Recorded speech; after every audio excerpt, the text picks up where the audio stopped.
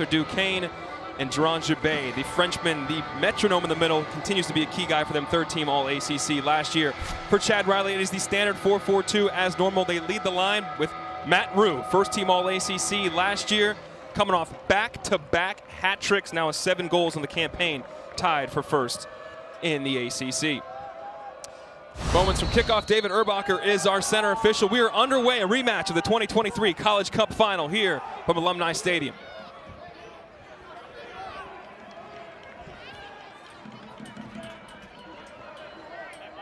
Remy Okunlola with the throw.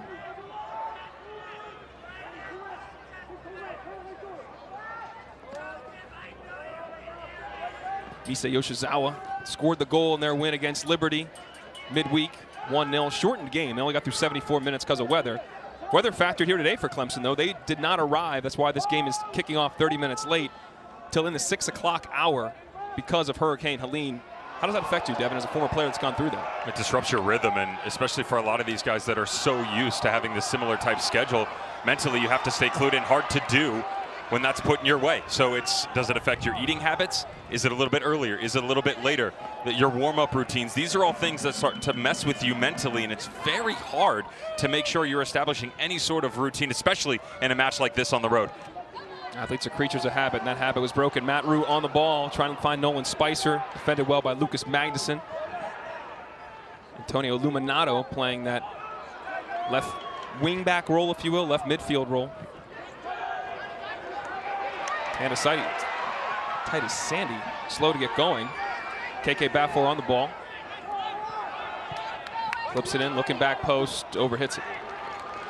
Let's get joined by our third member of our crew, Marion Crowder, down on the field. Marion. Thanks, Dallin.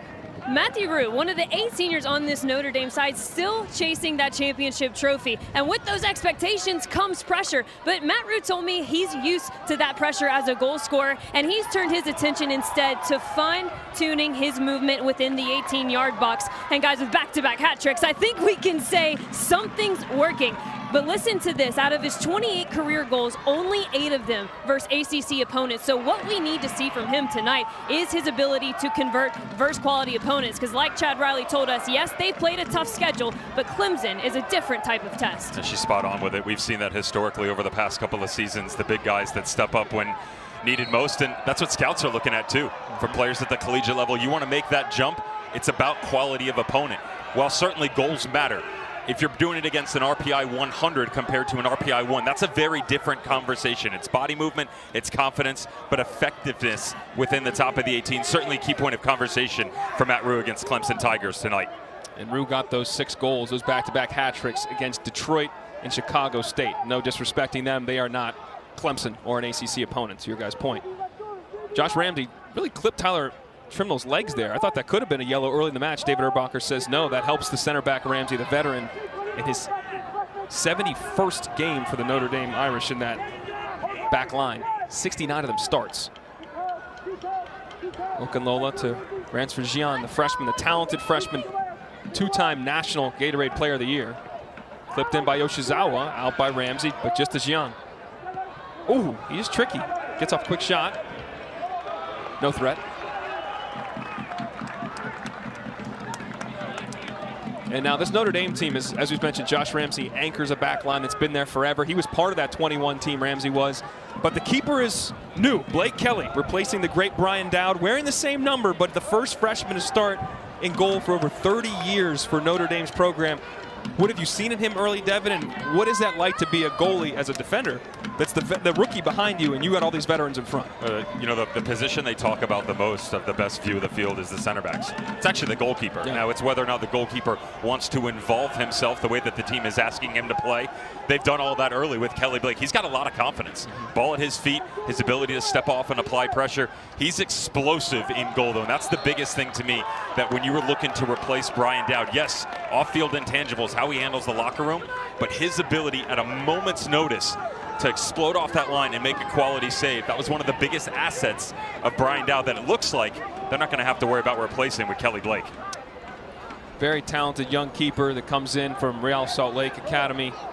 Played a number of games, 13 games actually, with the Monarchs, their USL club team, and Jets thought he's played well. Now, they had no shutouts. This is a team that was 5th in the nation in goals against average. That's what their program is built on. It's hard to score and to be scored on, but Chad said it's not a function of him. It was more that some mistakes are made as David Erbacher stops the game here. And have a word with Alex Meinhard, one of the captains of Clemson's team, along with Adam Lundegaard, another captain. Well, I would say some of the stuff that's gone on in front of Blake Kelly has been just poor decisions at times, letting in some weak goals, and that's part of the growing process. You mentioned Josh Ramsey, his involvement in that 2021 team. He was a revelation at that point in time as a true freshman. With all veterans around. Bingo. So, you know, you're fortunate if you're the goalkeeper and Blake Kelly and all of that quality that you have in front of you, but people are going to make mistakes. Better to do it now than towards the latter portion of the season. Just saw Mike Nunan there, the Clemson Tigers coach. Year 15. He's encroaching on 400 career wins as a college coach. He's at 397 right now. I know the team in green and the fans here don't want to see 398. 2 times national championships the last 3 years. Back to Mitch Ferguson. He'll look long for Bafor.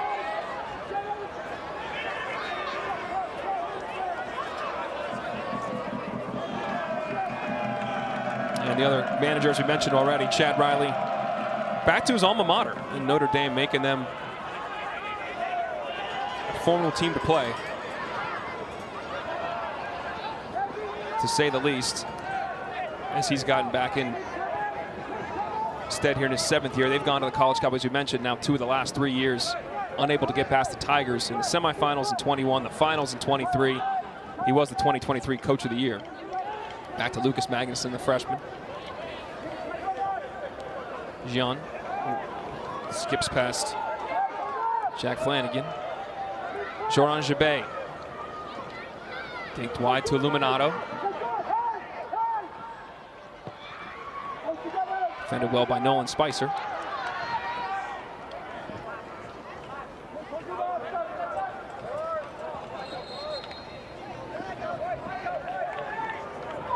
In a match like this, Devin, we've talked to Josh Ramsey again. You just take a look at Chad Riley and their season summary. When we talked to Josh before the semifinals last year, excuse me, before the semifinals, he mentioned, yeah, we'd want Clemson if we win. He was not scared of it. Opponent in the final. That's right. He was not worried about it. Right at it. And they got what they wanted. They did not get the win. Does that type of emotion, Ramsey, Rue, and Genenbacher, number 5 in green, were all involved in that game in 21? Does that stuff factor, these old rivalry, if you will? It sits with you. Vengeance is a part of the game. Whether managers or players want to address it or not, there were 2 teams that over the course of my career, both at the youth level and moving into the professional ranks, that I never beat. That's 15, 20 years ago. I still think about it till this day, but that's what it does emotionally, where this game can drive you, right? And so having that in your back pocket, a little extra of, hey, they did it to me once, second time, I don't want that to happen again. You go to special places, and if you're a Josh Ramsey type player, a guy who's so controlling, that is coming off a career year as a junior, you want to keep that momentum going, not just against Clemson, but to apply yourself and propel it into the professional ranks. Notre Dame leads the season series, but those last 2 critical ones in the NCAA tournament, they did not win. They did win here last year against the Tigers, 3-2 on this field, a great game. It's funny you mentioned that's why I still hate Princeton. They're 1-7. Yeah, but whatever. I didn't play Princeton. I didn't play professionally. There you go. Played out wide, trying to get the ball in the box. Spicer. Spicer on it again. Ferguson. Flipped over to Ramsey. Bafor. Driving past Gian, takes a little contact and no call there. Perceived contact from our angle.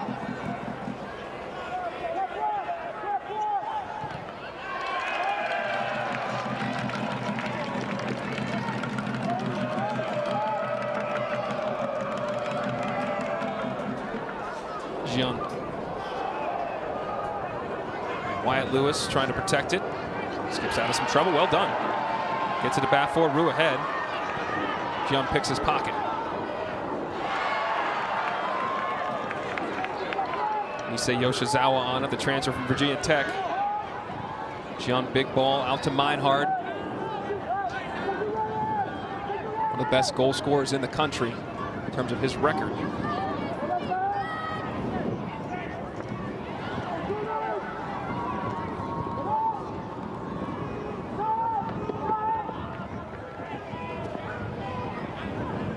Should mention, you may be able to hear it. The wind is whipping out there. There's been no rain today, but it is a windy, blustery day that may affect ball flight here.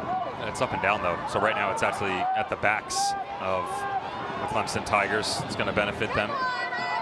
Do you try and play it a little bit more direct? You certainly have added athleticism with Tyler Trimble up onto that front line. That speed, the ability to quickly push in behind. I'm actually looking to Clemson's left flank with this win because you've got a player in Antonio Illuminato who's a central midfielder by trade. And while certainly he can spin out there to carry the defensive duties with the speed from Notre Dame and then double back the other way, difficult to hold the width for them. Twice already we've seen them move high.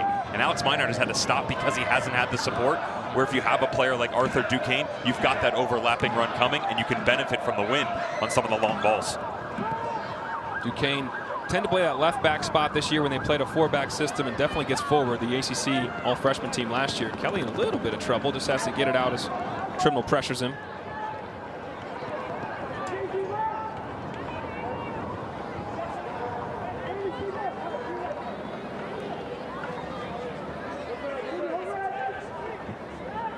Okunlola drew the penalty last week against Wake Forest. We were down there in Clemson to call the game. They beat Wake 1-0 in their last ACC game. Notre Dame had the ACC game off last week. Their last ACC opponent was a loss here against Stanford, a wild game. They were down 1-0, and then they played up a man for the back second 45, but could not equalize.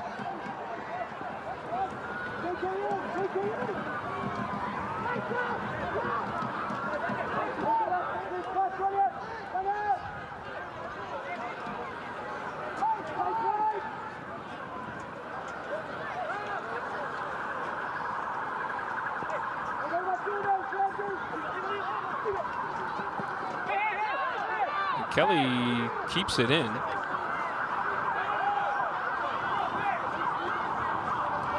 right, we'll get a little slowdown action. Volleyball doubleheader for you Sunday afternoon on ESPN and the app. 12th ranked Kentucky takes on 15th ranked Florida in Gainesville at 1 Eastern, the SEC. Then it's the matchup of the day in the ACC. 5th ranked Louisville hosts number 3 Stanford at the KFC Yum Center. Great action coming your way Sunday on ESPN.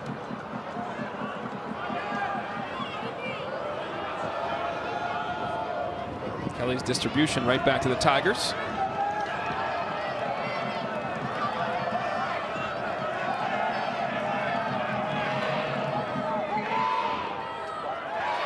Trimble battling with Jacob Bartlett, freshman. See right there, though, the way that Jack Flanagan's able to invert himself, both outside midfielders.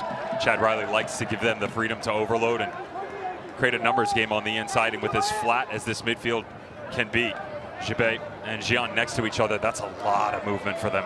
Ground to have to cover to then quickly turn and come the other direction. Good step by Lundegaard, one of the captains. He might release Yoshizawa. Just calmly handled by Ramsey. What a veteran.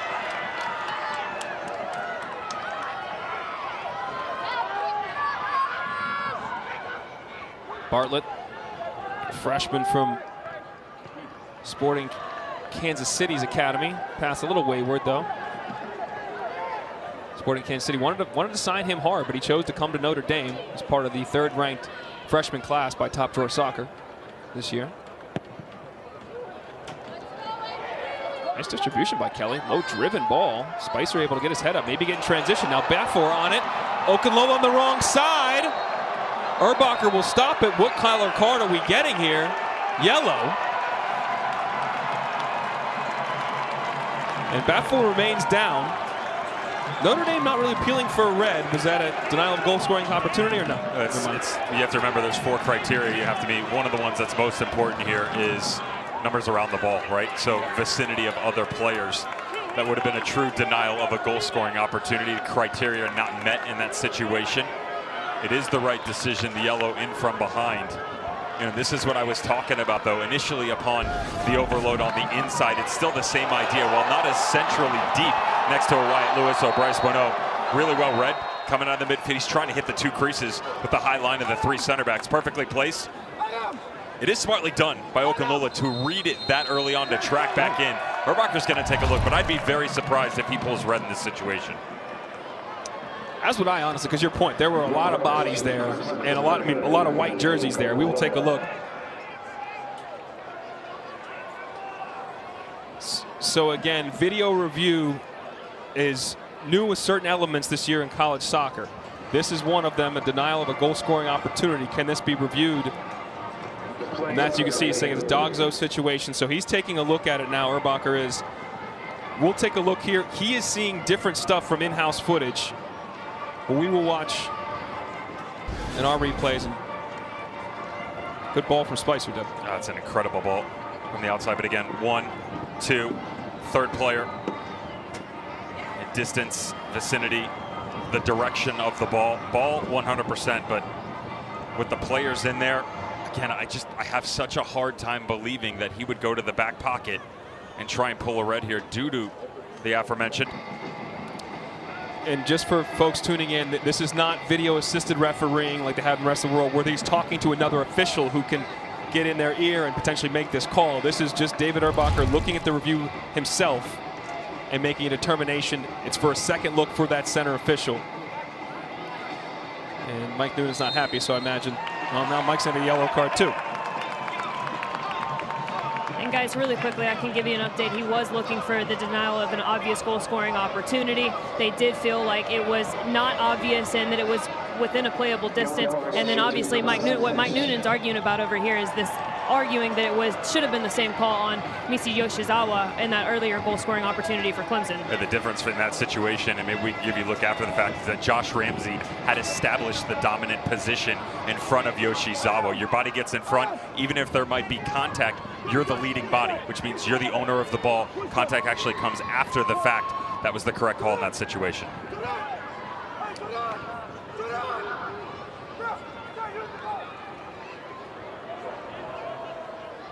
Bafor 10 and Spicer 22 over. Bafor to take. Headed out. Wall does its job. Back to Ferguson. He floats it back in the mixer.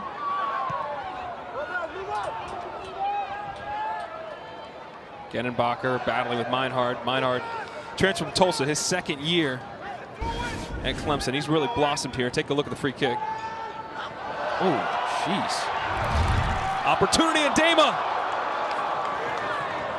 makes the save. And Matt Rue almost had his chance of getting a goal in his 3rd straight game. Again, he is on back-to-back hat tricks, tied for 1st in the ACC with 7 goals, along with Luis Samkow and all for Bjornsson, Pitt, and Duke, respectively. Well, I mentioned coming in that Clemson Tigers, they feel a bit better defensively early on compared to the national title winning team of last year. And while certainly that's a mistake on the back line by Adam Lundegaard, goalkeeper easily picks it up. Joseph Van Dama has been excellent to the start of this season. Down, it actually reminds me when he took over in 2022, right? He hit that groove immediately and it was almost unplayable. Yeah. Bafor picks it up.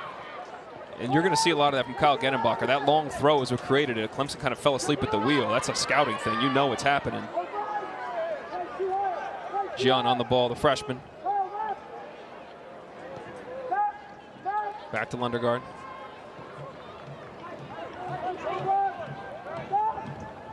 Illuminato, the Drexel transfer up to Meinhard. Beautifully done. Jabay. He's got the switch to Okunlola in space. He can be deadly. Heavy touch.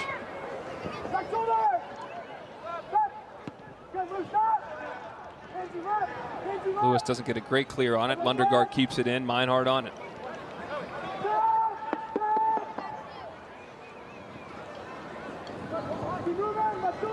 Illuminato. Ooh.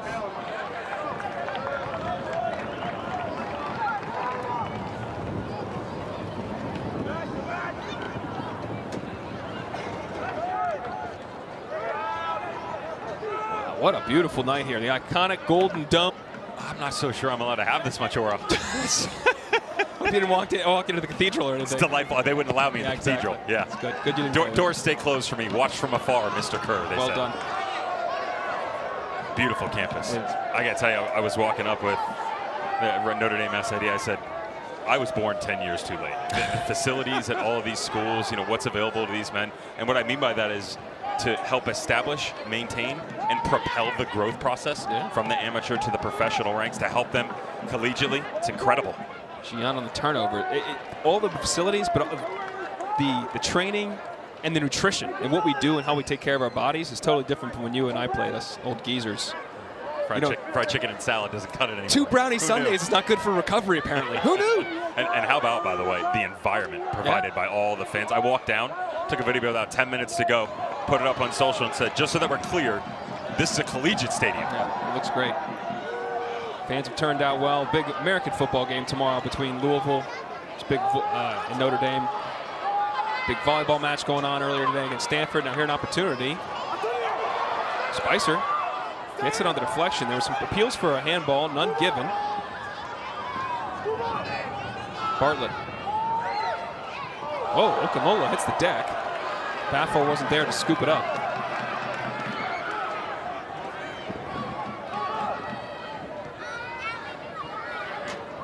Bryce Bonneau on it. And overhit by Ramsey. I love the work rate we're getting out of Nolan Spicer just off that shoulder of Matt Rue, down underneath, working up high into the channel. And then credit to the Clemson back line, though. At this point in time, fully eliminated Matt Rue from this game. That goes down to me. The youngster, the freshman, Lucas Magnuson, shadowing the senior up on top in that 9 position. What an addition he's been to the Tigers. Freshman from Iceland, was playing professional with the best club basically over there, as Mike Nunan said, the Yankees of the Icelandic Professional League, but got a good pipeline here, and he got to a lot of Icelandic players to America, particularly the ACC. I mean, Duke has a number of great Icelandic players, including Olfur Bjornsson, who's first in the ACC in goals, as we mentioned, tied with Rue and Louis Samkow. But Magnuson, a very talented center back, which has tons of promise to be playing professionally as well. High IQ. I love watching the ball pop off his foot. He's just got such a crisp pass to himself. And the biggest thing, though, as we've seen tonight, is his marking ability, recognizing where the threats are coming from. Moments like this. Bonneau, good ball. Up to Flanagan. And nope. Erbacher says get up, no call. Gervais stepping out of some trouble. Finds Gian in some space. He's got Meinhard to his left, Yoshizawa to his right. Trimnell through the middle. Plays Yoshizawa. Up to Trimnell. And smartly just kind of waited and earns himself a corner.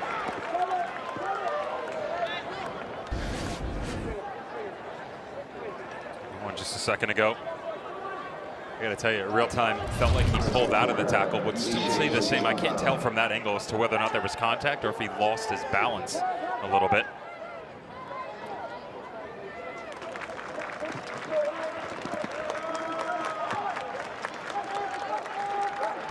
Yoshizawa taking the corner.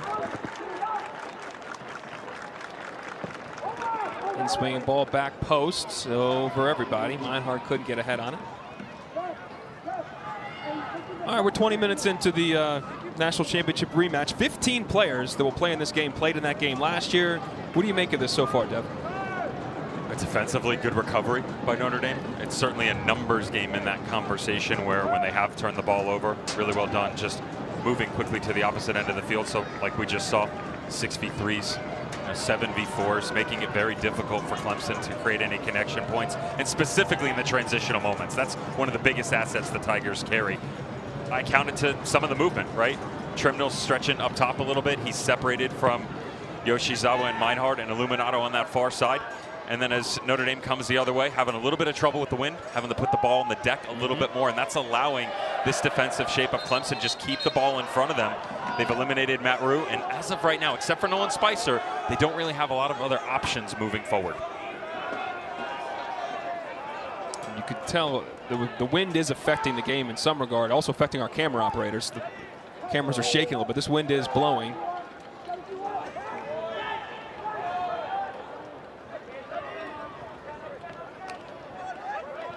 Bonneau turning, looking for Spicer. Spicer can't corral. Getting 32-mile-an-hour wind gusts here. 17 is the standard. It's Breezy up to Meinhard. Gian presenting himself as an option.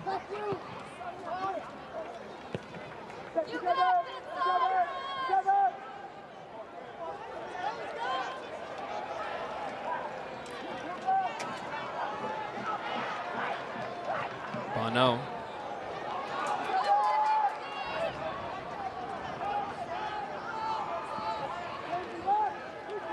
In some trouble. Oh.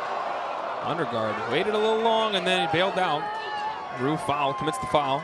Lundergaard down, holding the shoulder on the redshirt junior from Maryland. That's some frustration by Matt Rue. Just over 20 minutes into this game, hasn't seen a lot, was visibly upset after ball didn't get played into his feet and took it out on Lundergaard.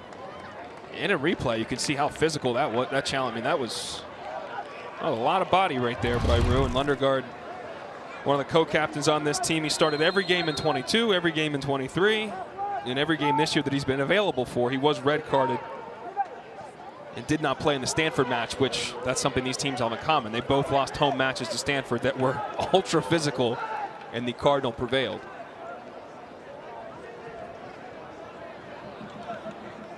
It's been a welcome addition to the ACC. Absolutely. Quality of play. I mean, they are the big boys. Yeah, they are the second-ranked team in the country. We knew they'd be good.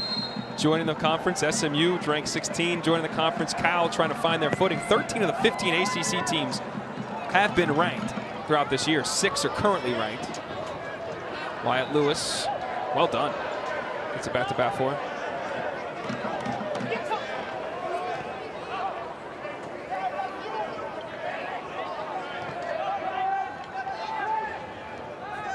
Back to Kelly.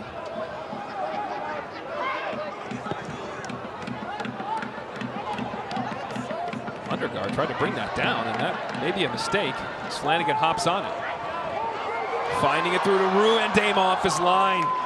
The junior from Ghana, Montverde Academy product, claims it strongly. NCAA all-tournament team. They rolled through that NCAA tournament. All 5 matches, didn't give up a single goal till the 89th minute against Notre Dame in the final.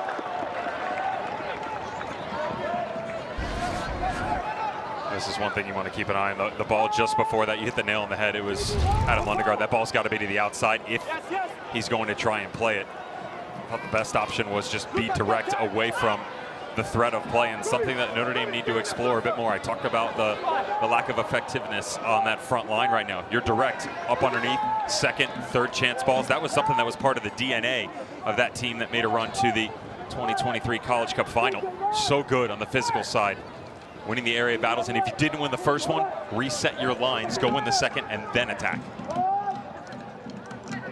Yoshizawa trying to kind of clip it through. Bartlett small, just get smart, getting it out of trouble. Gervais back to Titus Sandy Jr., grad student, making his 36th appearance.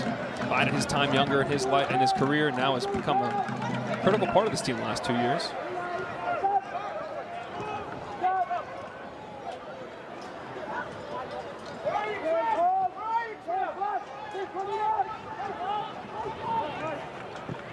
Lundergaard looking for the switch to Okunlola. Well, huge game tomorrow night on ABC. College football Saturday matchup, game of the week, no doubt. Georgia, number 2 in the nation, going to T-Town, taking on Alabama in Tuscaloosa, number 4 team in the country. Coverage begins at 7:30 Eastern. Of course, College game day will be from there, starts at 9 a.m. Eastern. A first Titanic clash in American football this year, for sure. You want to pick a winner there? No. You want to break down Kirby Smart's D-line and the O-line matchup? There's a lot of I'll do it for you, Dallin. There we go. Get Miss SEC in here. It's a lot of things I want to do video prep on. That's not one of them. You're nuts. Too many schemes for me.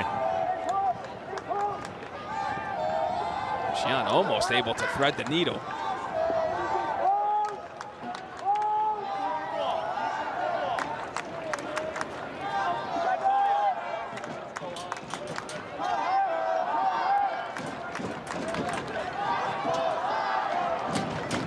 Yoshizawa comes short to scoop it up. Turned over.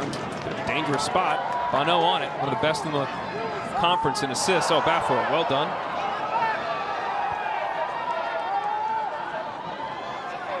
Lewis plays it back.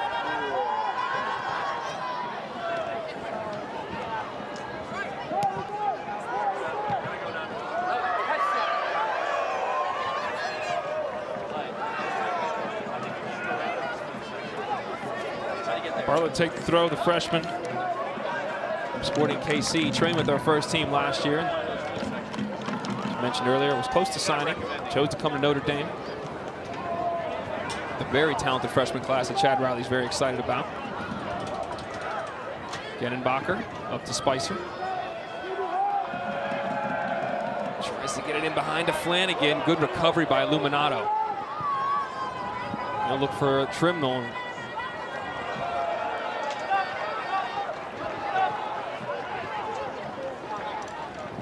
Mentioned that freshman class ranked 3rd in the nation by Top Drawer Soccer.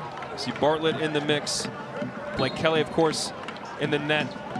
In Shaw, they're excited about all these guys. Stevie Dumpy, very talented, athletic family he comes from. Dumpy's dad was an Olympian back in '92. Did the decathlon, was a 3-time ACC champion, 2-time All-American. His sister, 3 sisters played soccer. His uncle played football at Penn. Pedigree, my friend. A big engine, too, within his game that Chad Riley can take advantage of. I actually looked to this young man on the ball right there, Jacob Bartlett. Total footballer for me. On the back line, if you bump up into the midfield, very comfortable coming out of the Sporting Kansas City Academy. Brother Alex played at Drake, as well as the USL Championship, and Lucas, most recently. Started off at Dr. David Mazur's St. John's, into MLS. Great stuff with St. Louis, Dallas, DC United now. I just like his flexibility within the system for Chad Riley, where he brings him off this back line, allows Josh Ramsey to flatten things out. You bump another body up, then you can send another forward. It's all about trying to establish relationships, but also stepping points, especially when you've got a guy like Matt Rue who's looking for running mates on that front line, creating more options as you move forward. And now he's looking to get up. Rue is down there for a second. David Erbacher bringing in Genenbacher. Genenbacher have a little chat. Foul was on Lundergaard. Genenbacher is one of the captains, is the captain of the conversation. To your point, Bartlett getting the start today. He did not start their last match against Detroit. Sebastian Green did, but Green went out injured. Bartlett and Green, they want to try to play those guys together too. Anything in it here?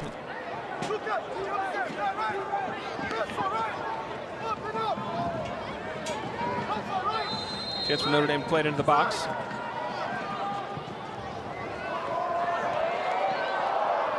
Headed out there by Clemson. Bartlett to chase it down, and he'll let it go.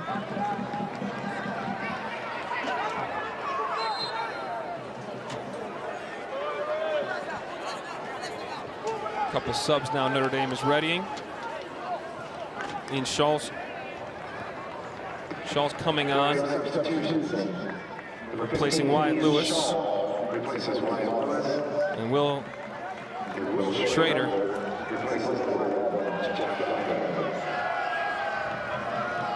Comes in for Jack Flanagan. Schrader, the freshman from Illinois. Long throw. And Damon did not claim. Headed down by Bonneau. Back to Bafford. Gets a shot off, but into the arms of Ndema. And guys, just real quick, word from the Notre Dame bench that those substitutions are just about keeping some energy and making sure that their guys are fresh to go for 90. They know this is going to be a dogfight till the very last whistle. It's something that's still part of the growing process here in 2024. All the rule changes only allowing the 6 windows for managers to make their substitutions, and much like the relationships and rhythm on the field, Chad Riley, Mike Nunan trying to figure out throughout the game plan, if you change here, how does that work into the second half? If I bring him off now, what sort of options when I put that player on can come back in? Got a Notre Dame player down. Gian plays on, strikes it. No deflection.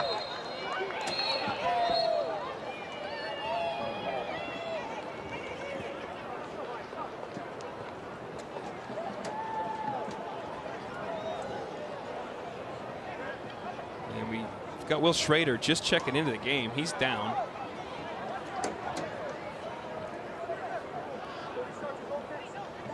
Let's try to take a look and see if we can see what happened. Just came on the pitch. Thought it was his ankle. Yeah, it's not good. Just an awkward step. Come to the outside. Trying to create the contact on the player itself. Quick feet by Attrition, freshman from the Clemson Tigers. You're hoping that situation is that it's just a quick little pop out and back in, and sometimes down as a stinger. You have them in basketball as well, right? You just land a little, you land a little awkward and hopefully get up. Yep, go through the motions and start to get the blood flowing. Body feels just fine.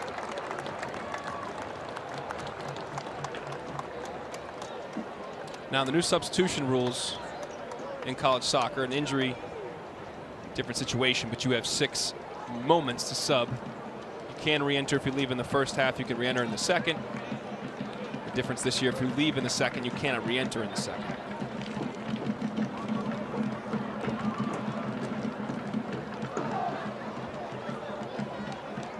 They are readying a substitution.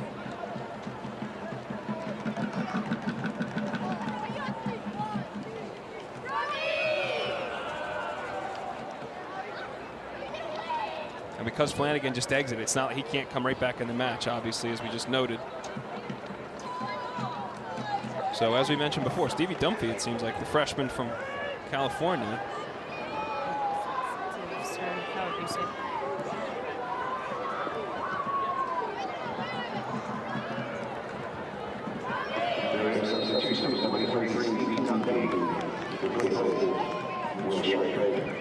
And Dumpy is in the match, as you mentioned, an incredible pedigree in his family athletically, but you really like what this young man brings in terms of his motor? I just think he's got a relentless work rate, and especially on the outside tonight, the way that the wingbacks line themselves up for Clemson Tigers, bombing up and down. You have a responsibility on both ends of the ball. A little bit differently within this game. As mentioned, Chad Riley likes them to play a little bit more narrow to get guys like Jacob Bartler, Gennebacher on the far side up in support. And you don't necessarily have as much luxury because you've already got one single mark on Jacob Bartler right now with Yoshizawa. So it's the mark over the right shoulder in the midfield, but also the backside. So that engine is a constant. Certainly a positive there for the addition of Dumpy. Linehard finding the feet of Yoshizawa. He was tumbled over, no call. He gets up and continues to play, and Erbacher actually pulls it back. He's trying to play some advantage. And now Clemson, opportunity to serve it in the box from an attacking free kick.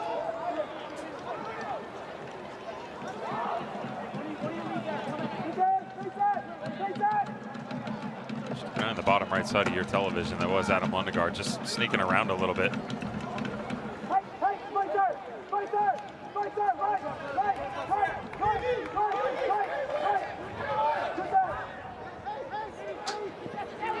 Giunta played in, the back-to-back Gatorade National Player of the Year from St. Ben's in Jersey. Good ball played in, and some opportunities there, but nobody could touch on it. Whew. Catch our breath. Tell you about the volleyball doubleheader for you on Sunday on ESPN and the app. 12th ranked Kentucky takes on number 15 Florida in Gainesville. 1 Eastern in the SEC. The ACC definitely has the matchup of the day. Number 5 Louisville taking on number 3 the Stanford Cardinal from the Yum Center. Going to be a great atmosphere down there in Louisville on Sunday.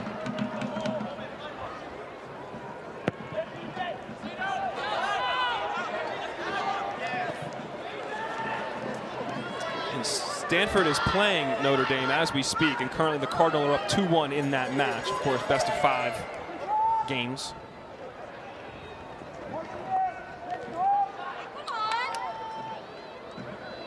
Yoshizawa trying to get out of some trouble.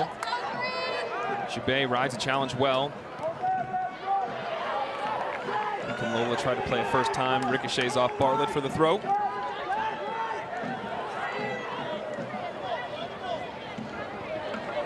Yoshizawa picks it up. Meinhard. Luminato. Back to Meinhard. Luminato dancing through! Kelly stands tall.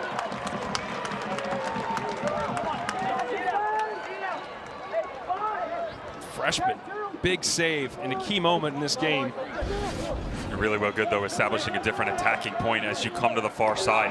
What you don't see from the angle is the players dragged in deep, and then the space that opens just atop the 18. Meinhardt's trying to get it there to Yoshizawa.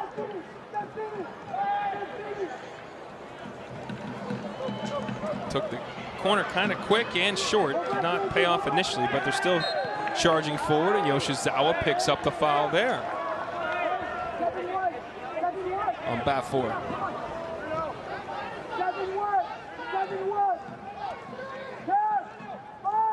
And Yoshizawa, that transfer from Virginia Tech, 4 goals on the campaign already. He's been very good.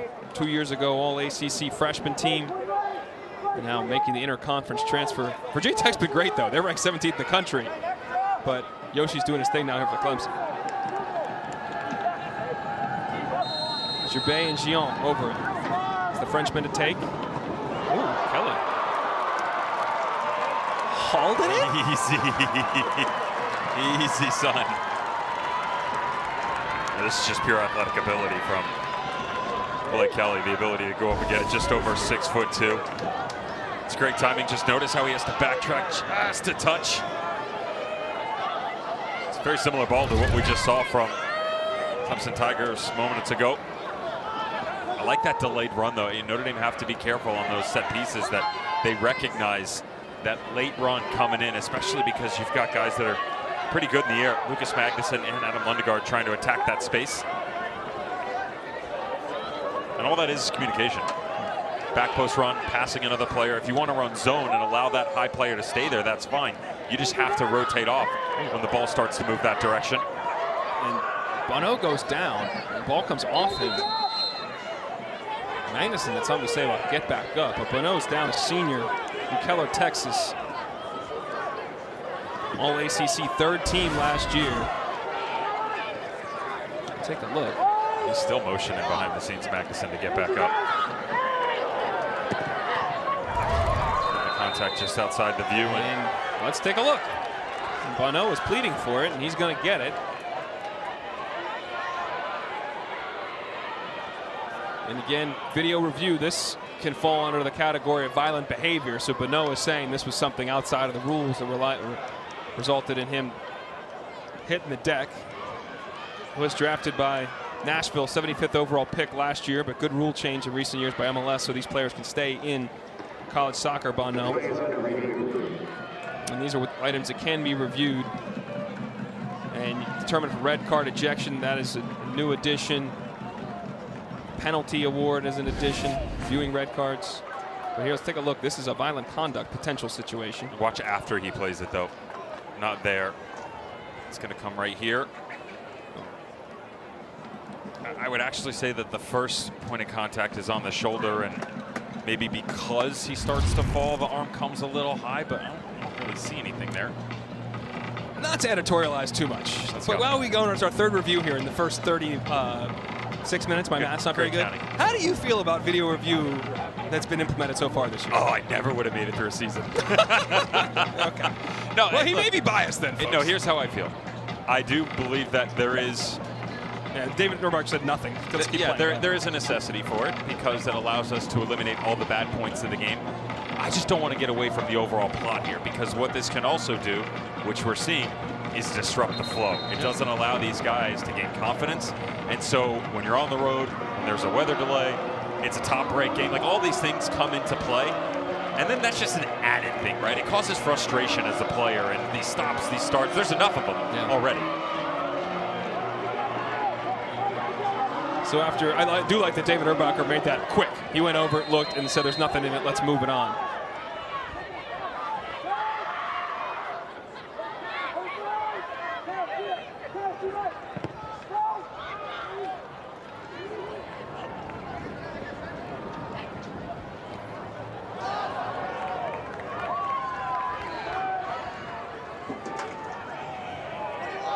Bartlett to take the throw.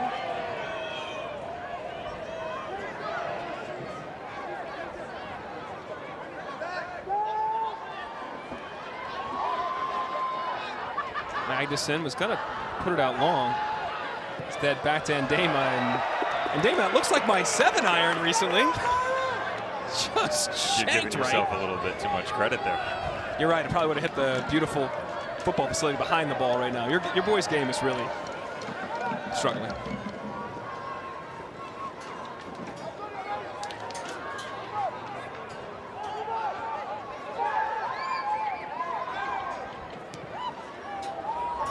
Ramsey looking for Dumpy, and Damon lets it roll. Well, certainly lacking some consistent high-quality points up top. You got to give a lot of credit to the defensive shape for both teams. They've been very, very good. Magnuson just a second ago.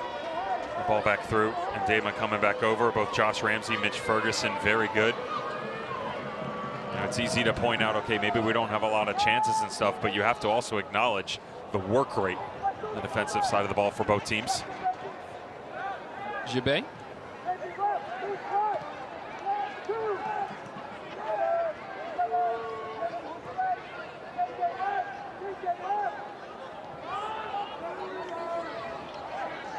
Clemson preparing their first subs of the match here with 7 to go in the first half. They played as Trimnell gets kind of run through the back by Baffler. No call. Gibet picks it up. They played a strange game midweek against Liberty. Multiple rain delays, and then they abandoned the game in the 74th minute up 1-0.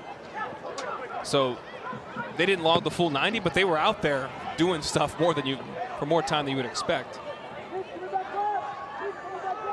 Gian on the ball. Well done to Meinhard. Cut it back, looking for Trimnell. Just off.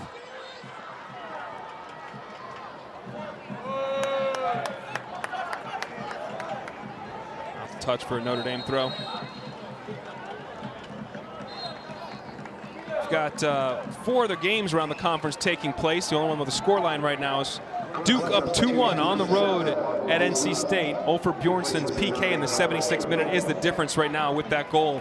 He goes into top spot, sole possession of first in goals scored in the ACC this year with 8. Adam Luckhurst, his strike partner, had the other goal for the Blue Devils and John Kerr's crew.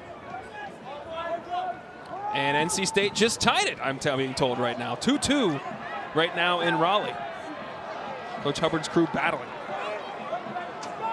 Couple subs here. James Kelly came in the match for Clemson. He replaced Yoshizawa.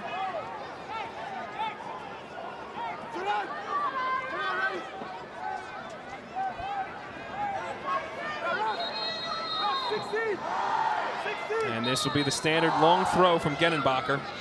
Been seeing it for years.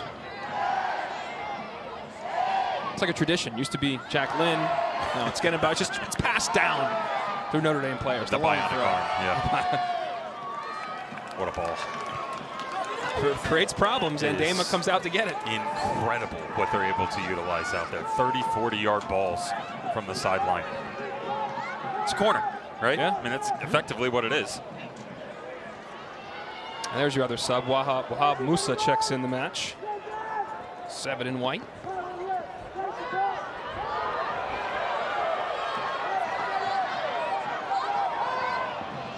Came in for Trimnell.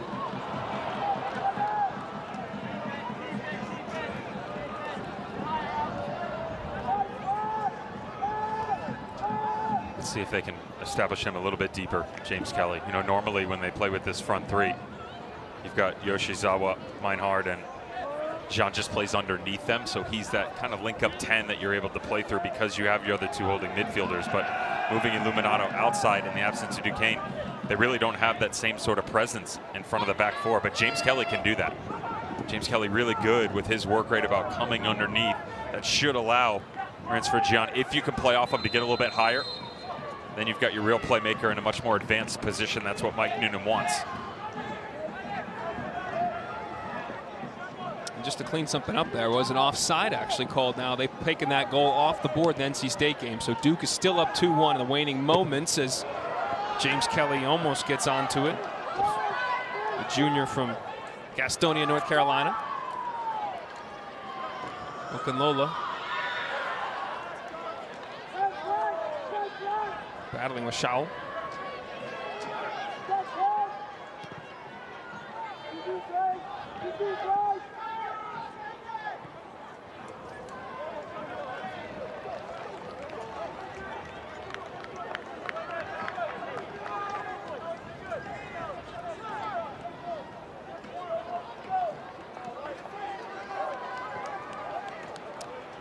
Nunan and crew, like many Americans, struggling through the storm. Our hearts and prayers go out to all those that are severely affected. Clemson program on a much more smaller scale. They weren't able to get here on time today. That's why this game kicked off about 30 minutes late. They touched down in South Bend around around 6:15. And obviously affects your preparation mentally and physically, but out here battling Notre Dame as well. This Irish team trying to round into form. These teams started the season 1-2 in the country as a rematch of last year's national championship team that brought back a lot of firepower from both. Notre Dame has struggled out of the gate, won their last 2 games, and are trying to get back in the rankings.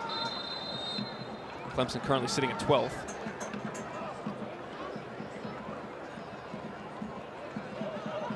We're doing a little panic time at halftime with some ACC teams that are struggling. Any panic for Notre Dame fans or Notre Dame given their start? No. The face he gave me, folks, was just absolute disgust at the question. It's not about disgust. We discussed it in the open a little bit that, you know, with success comes an expectation, and in the world that we live in, that expectation is perfection. Yeah. It's that simple, right? We hold media, fans, whatever it may be, these young men to such a high standard, and it's unrealistic in terms of the overall record. Yeah. You know, one of the most important things for me that I take away from this is that it's okay to fail. Come back to that in a second as Dumpy's on it into the box. Bafford, good first touch. Great challenge, though. Still loose, so Rue will take it. Shot deflected. Gian is still down on the deck, slow to get up. He is hopping on one leg behind the play. Notre Dame's schedule also in their defense as Gian is now back looking in full gallop. Their schedule was brutal. I mean, they played a very challenging schedule right out of the gate. Indiana, Akron. Obviously, we mentioned Stanford here at home, and they struggled to get results. They did beat Louisville on the road, which was their lone ACC win.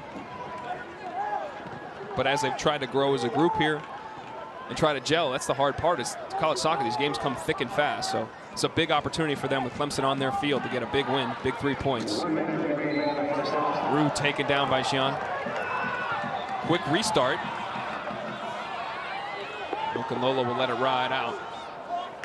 Dallin, quickly before half, I've got to say, do you guys remember when Mike Nunan told us that Ransford Guillen was quieter in demeanor than Ousmane Sylla? Well, the last 5 minutes, as we've seen some Clemson players frustrated in their ability to build out, we saw them frustrated with that call. He has been the vocal leader, picking his players up, telling him it's okay, move on to the next one.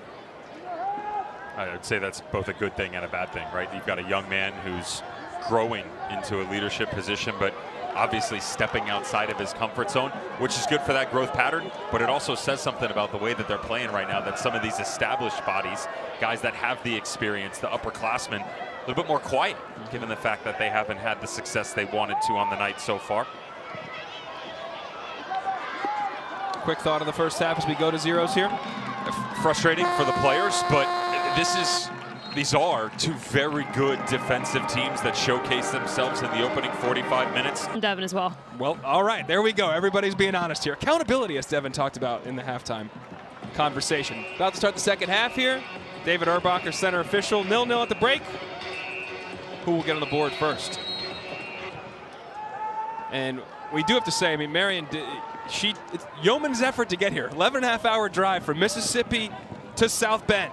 The storm did not deter you, so we're glad to have you on the sideline. The story behind it is incredible, by the way. Let her tell it. You want to tell it, Mary? No, okay, I want to hear Devin tell this. Devin has a way with words. Go ahead, Dev.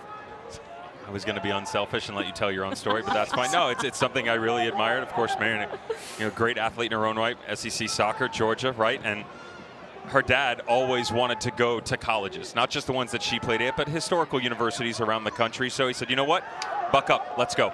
Jumped in the car with her. Not only that, driving across the country. He actually did the driving, to be fair. Has enjoyed his time here at Notre Dame, is enjoying this match tonight, but great daughter-father time. I love that. Yeah, what a guy. Shout out to Big Mike Crowder out there in the stands. Let's go, Big Mike. That's Marion Crowder, as you mentioned, former All-SEC performer at Georgia. I'm Devin Kerr. I'm Dallin Cuff here with you from Alumni Stadium. So we start the second half. Dev, you heard what Coach Nunan said to get things going. We heard Chad Riley, the Notre Dame coach, before the break. anything else you want to add to what they had to say? Any thoughts on how to break this deadlock? Well, the Clemson thing we just talked about. What I'd like to see here, and you wonder if they try and utilize the win to their advantage a little bit more direct. Let's open things up a little bit. And Chad Riley talked about getting more bodies just underneath the strikers to help each other and support.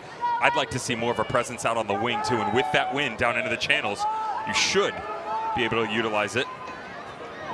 Now Illuminato on the ball. As you mentioned, we've not seen any Arthur Duquesne in this match. He did get the start at his normal left back spot against Liberty. That's a feature here. Gian and Gerbet, Ghanaian and Frenchman combining. Up to Okunlola, well skipping inside. Yeah, drew the penalty against Waite that gave them the 1-0 win. Laid off nicely by Meinhardt, and Illuminato stepped in to one-time hit it. That is something that you gain, though, when you have a midfielder out on the wing that starts to invert himself a little bit. You know, positionally, you'd like that to come out to his right foot, but that's very nitpicky considering how clean the ball was and how well Meinhardt took it down.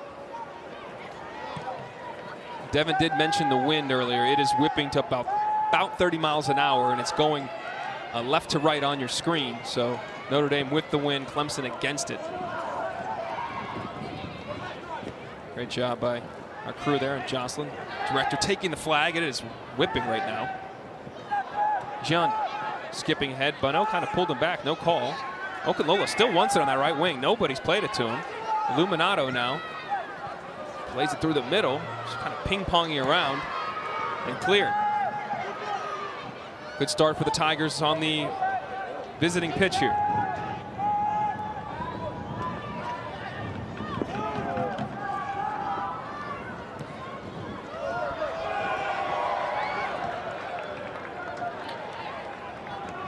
Week 5 ACC Network for Saturday football. Let's get you tuned up in the lineup. Begins at noon Eastern with Boston College hosting Western Kentucky. Do not sleep on BC. Then Wake Forest hosts Louisiana, and we'll cap the night with Florida State at SMU. At 8 o'clock, Syracuse will also host Holy Cross at noon Eastern on ACC Network Extra.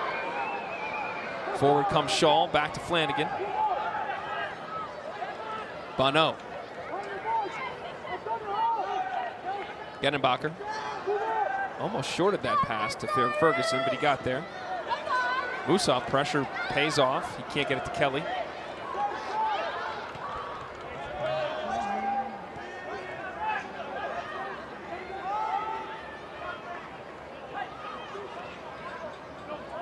Bat 4 battling with Gian. Excuse me, Okunlola. It's foul. And David Erbacher obliges. And Erbacher's going to pull it back. Didn't like the quick restart. I really like his tenure here has grown. Thinking before how comfortable he feels out on that wing, and his ideas starting to matriculate into the center of the midfield. That's a ball. And again, flags up. And again, does have a tendency to get to just lurk into offside positions in that wing.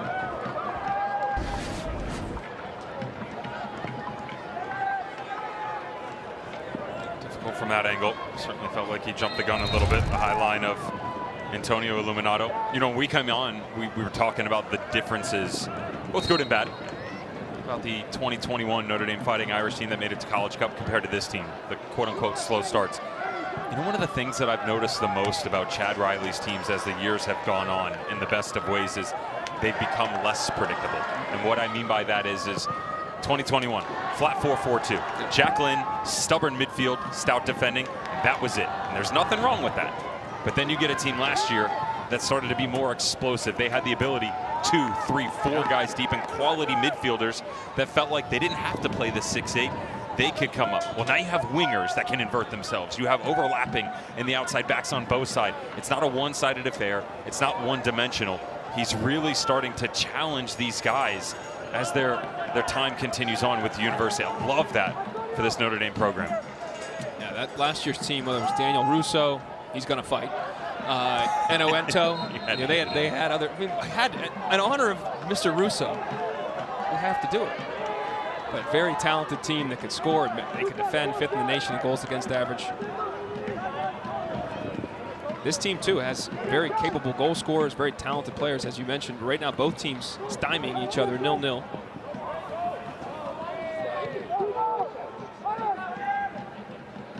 Ferguson to Ramsey.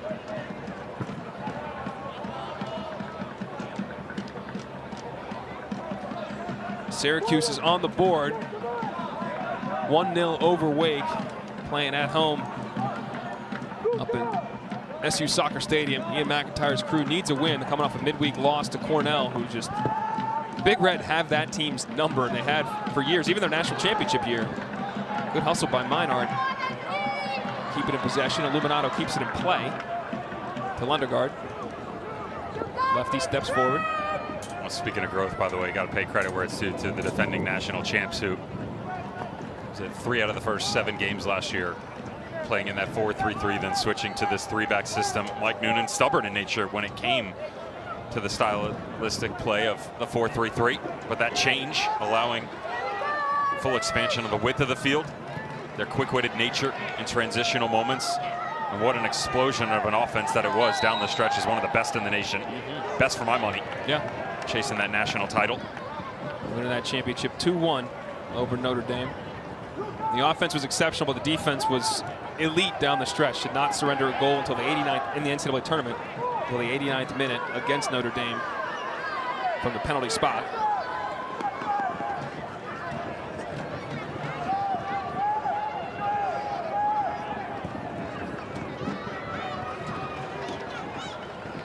Good step by Lundegaard. Pokes it out to Okunlola.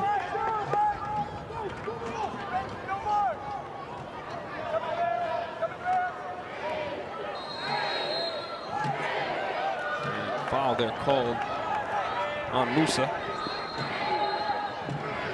Freshman from Ghana, Montverde product, Musa is. And Urbacher saying, pointed the wrong direction. Okay, I was interested if that was a foul on him. He is human. One of the best officials in the collegiate game, David Urbacher. Such a relatability factor to the players. He's got a personality behind him. Yeah. I like that. Yeah. I saw him in the line at Disney, looking to take our daughters to see the princesses 2 years ago. Quite a chance meeting. Figured you for a small world kind of guy. When my daughter saw Elena of Avalor, the building came down. Clipped in. Ball cleared out.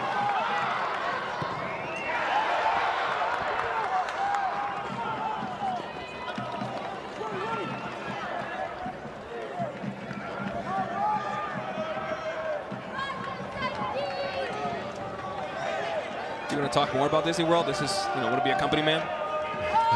We could talk about the weather, because I'm a field analyst now turned meteorologist, and I just wanted to point out quickly that the wind factor obviously huge, but it's actually interesting because it's stopping and starting, right? So there could be times where it's gusting so hard, so heavy, and then it just dies. And that free kick was just a really good example where you're planning to have to go into the wind, against the wind, and then it just dies, and all of a sudden you've mishit a ball. So definitely something to keep your eye on, perhaps a little bit more timely in those free kicks.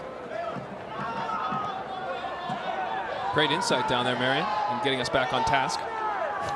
Meteorologist in my future. I would say, though, that, and she's spot on, that outside of those set pieces, most everything has been on the ground for Clemson 10 minutes into this match, recognizing how difficult it is to fight Mother Nature.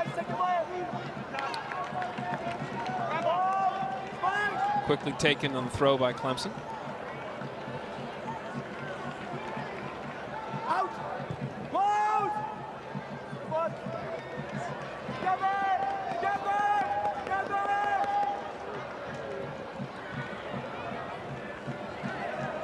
James Kelly touches around the defender. Good recovery by Bartlett.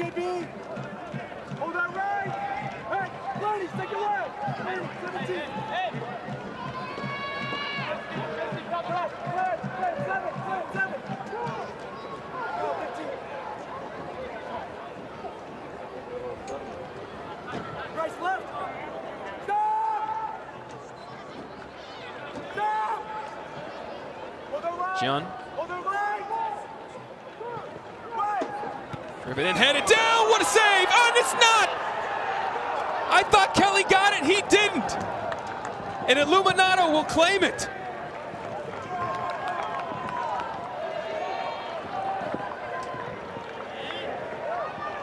It's a really good ball in, though, to be fair. They've been very threatening on these back post runs. Saw it a couple of times in the first half. And on the misdirection, he's got to do better there. It's that simple. Give credit to Clemson. Ball whipped into the danger area. It's a good redirection to the back post. But Kelly almost looks like he didn't shift quick enough and instead felt like he had to go after it immediately. Notice he just gets a little flat coming back, trying to create depth for himself. Those explosions that I talked about, just misjudges it a little bit. Well taken by Illuminato on the back post, though. His second goal of the campaign, the transfer from Drexel. First goal in an ACC match. He scored against Loyola and a 6-0 shellacking the Tigers gave him. Big time finish. Kelly just couldn't keep it out, the freshman, but this is where you kind of wonder that goalkeeping position is different. That's, he's still got to grow into his game. The idea behind him too, when I mentioned positionally how he's trying to create depth, his anticipation of that ball in, thought maybe that first step that he could go get it. But when he recognizes that it's dropping short, then he has to retreat. And it's that first step backwards that doesn't allow him to quickly come lateral, whereas he just trusts his judgment, because we've seen it in other games where he recognizes that ball, doesn't make the mistake of going forward, and instead that first step forward comes lateral, and then he gets out to the ball.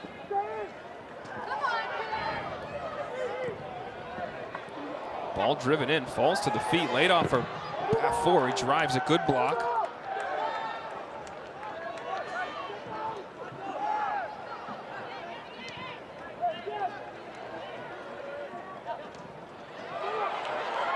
We got two Irish players down. Now Illuminato, the goal scorer, basically has tackled Flanagan, and Herbacher will reach to his pocket with the third member of the team, I should say, overall to go in the book, the second player in the book for the Tigers. No, he recognized very quickly the amount of space that was in from behind. A good look, though, for Notre Dame. Notice how high they get Adam Lundegaard to come onto Matt Rue as he drops in. Good recognition by Jack Flanagan that the ball is going to be in behind. Just anticipation on the read. The outside midfielder.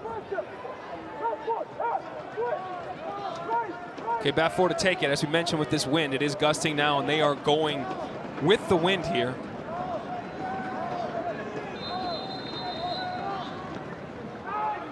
Low ball headed out by Lundegaard, but Lewis kind of pops it back in. Might be an opportunity.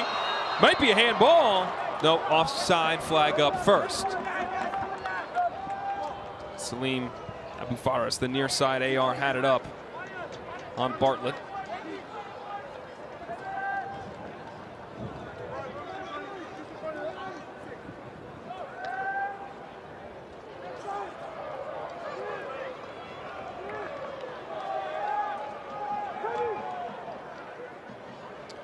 Just a note, when scoring first, Mike Nunan's teams are 149, 12, and 13 while at Clemson. Now, they did lose to Stanford earlier this year when they scored first, but that is an insane record. What do you attribute that to? We talked about the standard before, right? Yeah. I promise you, those are one of the numbers that's shown to them. Don't mess this one up, boys. Put a little bit more politely in this setting than probably in the locker room, but one of the biggest things I recognize under Mike Nunan's guys is work rate and character. Again, there's such a good relationship between he and his players, as there is for a lot of these coaches. But he gets them to work and then work again and then evolve to the next level. They are constantly trying to find a way, regardless of success, to take the next step. It's what we saw lead them to it. Oh, bad turnover opportunity here. And Dame off his line. It doesn't matter. To the back of the net. That's the freshman Stevie Dumpy off the bench into the game, and his first career goal at a massive time.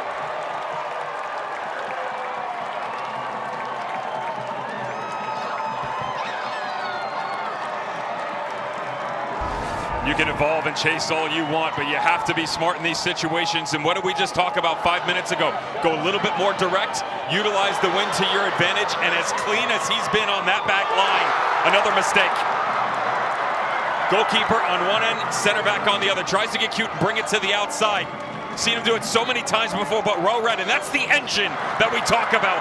when it comes to Stevie Dumpy, just constantly chasing, pushing the narrative, apply the pressure, and good things will happen.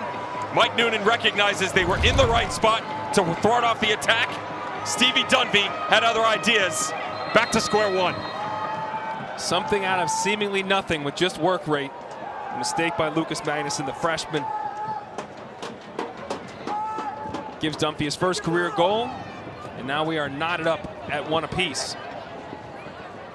Remember, Dumpy came in the game because Will Schrader got hurt within a minute of Schrader coming in. So if Schrader remains healthy, I wonder if Dumpy's even playing in this game. But man, talk about maximizing an opportunity.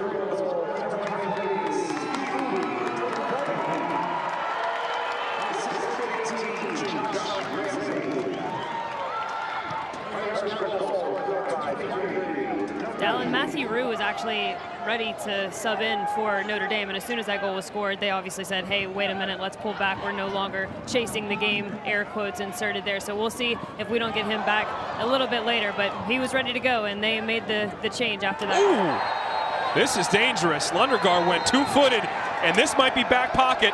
He's been redded for the second time this season. And at first look, it's hard to argue.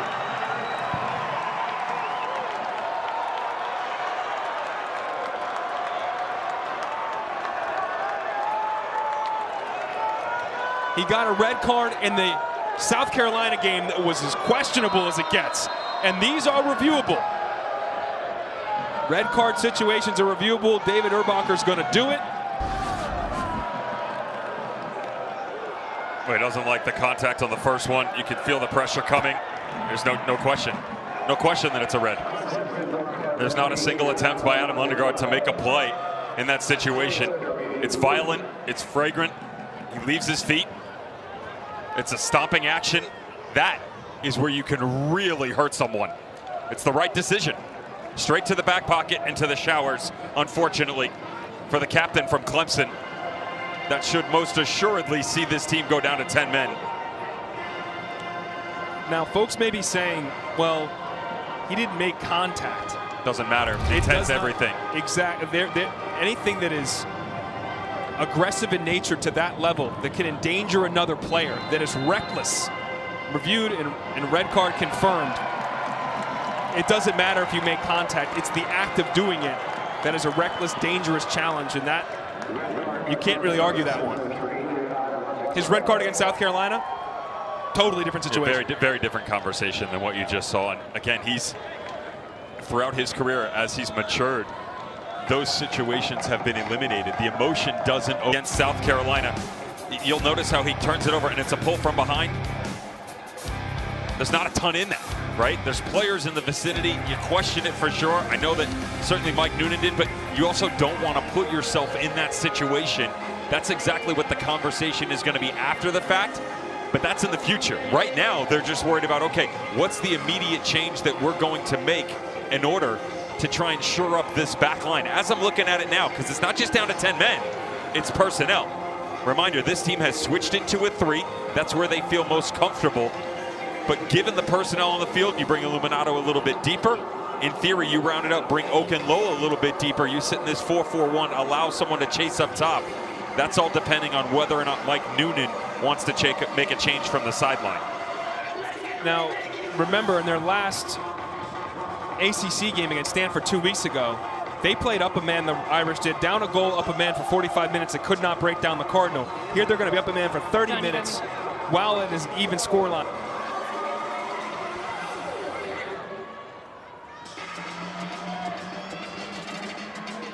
Mike Nunan trying to provide some direction to his team. Adam Lundergaard, one of the co-captains, making his way off. No, do not put that on. So as he makes his way off, you lose a leader, you lose a center back, and you see the adjustment now. Titus Sandy Jr., who's typically a center back in a 2-back or 3-back system as they try to go over the top to Flanagan. He tucks in now. Okenlola's at your right back. Illuminato left back, a 4-back system. Two players for me, though, out of position here. You've got Illuminato deep at that outside back spot, and also Titus Sandy, while he's not out of position, we just had this conversation with Mike Nunan about the intensity of what he hasn't gone through. Titus Sandy had double-digit appearances over the past 2 seasons, but usually coming off the bench or as a starter in games, that weren't as high profile as a Notre Dame match, as an ACC profiled game. And so, you know, how quickly can you get up to speed switching systems, and especially with the numbers flying forward right now for Notre Dame. In that South Carolina game, that incident happened in the 74th minute, here in the 60th minute, so they got 30 minutes. What is your mentality as you're Clemson? You're on the road. We documented their travel issues. You lose a captain. Is it survive, or are you trying to still push forward and score to equalize this game? How do you play? Well, the problem is it's not just the red card. It's also coming right after a goal. All of the momentum right now is for Notre Dame. So your immediate reaction is going to be everybody calm down, because there's still a ton of time left in this game for both teams to score, I might add. So slow down, regain some structure. Let's get some familiarity in what this is going to look like over the next 5 or 10 minutes. But you also don't want to sit back. You want to make sure that there is amount of aggression pushed towards Notre Dame. So you're not just saying, we're down a man, here's the ball, and you don't want to defend for your lives for the next 30 minutes. You have to have belief that regardless of the red card, you still have the ability to go and get a result. Notre Dame and Chad Riley, let's go. Pedal to the metal and go right at them. On that note, so yeah, Stevie Dumpy is the goal scorer. The freshman makes way for Matt Rue coming on, who, you know, now second in the ACC with 7 goals in the campaign, 28 in his career. So pedal to the metal, you got your tallies man back in the game. But let's see how Clemson plays it. For those of us that are Arsenal fans, remember what happened at the weekend. They go down a goal to Man City. They try to hunker down for 45 minutes. It doesn't always work out when you try to do that. Bartlett is limping off a little challenge.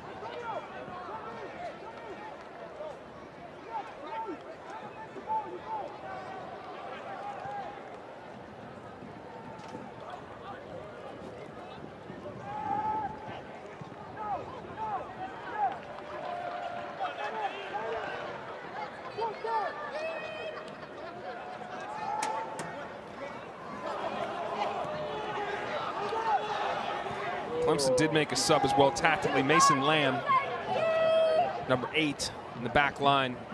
Senior defender checks in now. He's a transfer from Cal State Fullerton, Rollins College, a D2 school prior to that. So he's now coming in the fray, making just his 3rd appearance in a Clemson uniform in a big moment.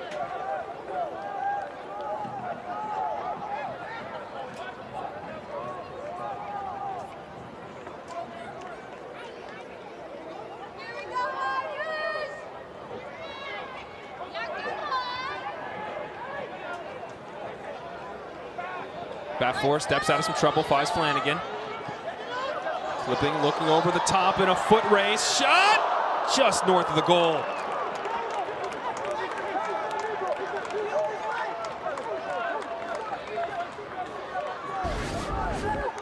A young man from North St. Paul, Minnesota has got some wheels. Beautiful ball. Played in behind. Good job by Lucas Magnuson to close down the angle a little bit. I will say that a couple of times tonight, I'm a little surprised we haven't seen more aggression from Joseph Ndema coming off his line. He had the space and he's got the speed to close that down.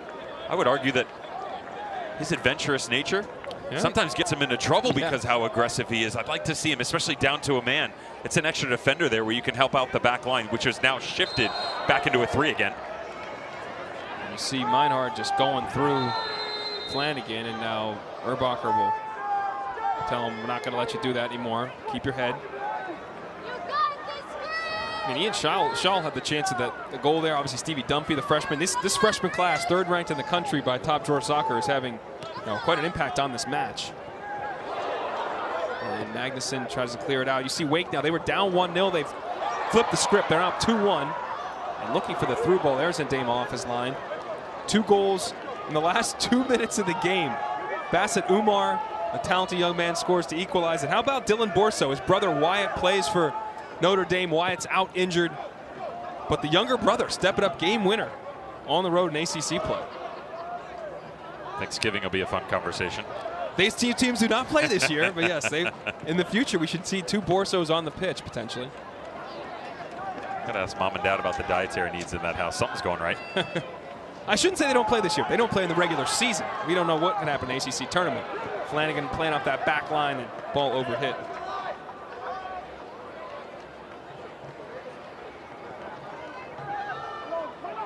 And Magnuson on it.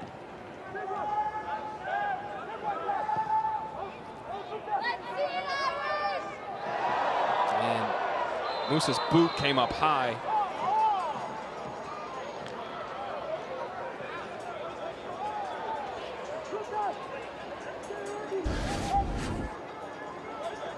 do like the idea of what Clemson is trying to do.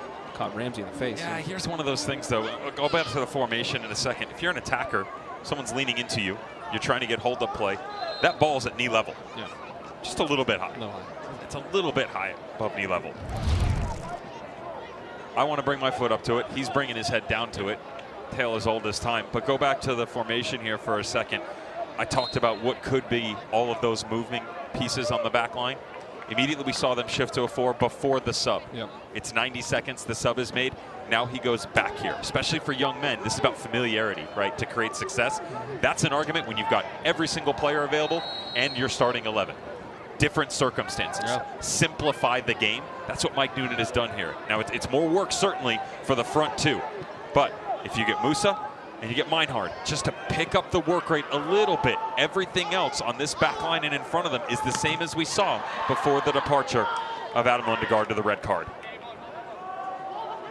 We'll break into action, tell you about the volleyball doubleheader on Sunday on ESPN. 12th ranked Kentucky takes on 15 Florida in Gainesville, 1 Eastern in the SEC. In the ACC, the matchup of the day, 5th ranked Louisville hosts number 3 Stanford at the KFC Yum Center. When they played there last year, Stanford was down 2 games to 0, came back to win that thing in 5 sets on Louisville's court. Will be an outstanding matchup with top 5 teams.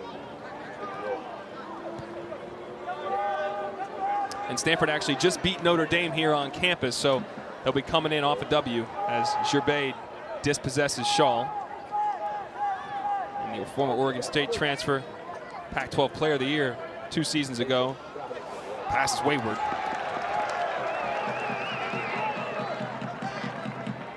I feel like the crowd there's a lot of anticipation, there's a lot of energy with this crowd right now, given how fast things turned about 10 minutes ago. Oh, I'd like to come up even more. I want to hear some boisterous opinions. The peanut gallery, get them going. Honestly, it's especially that matters in general, but young men, when they're trying to start to mature within this game, that drives you. Yeah. That emotion helps.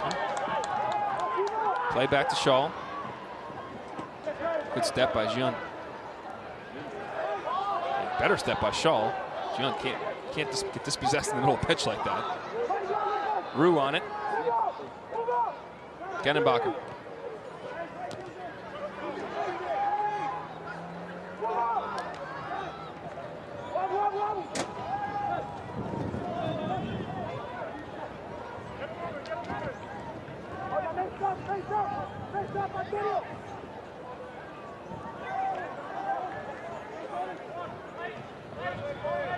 Back 4.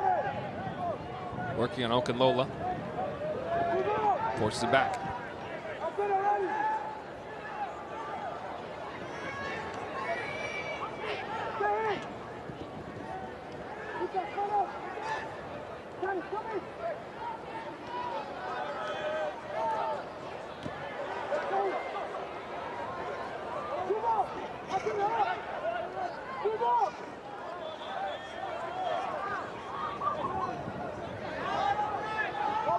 Back to Ramsey.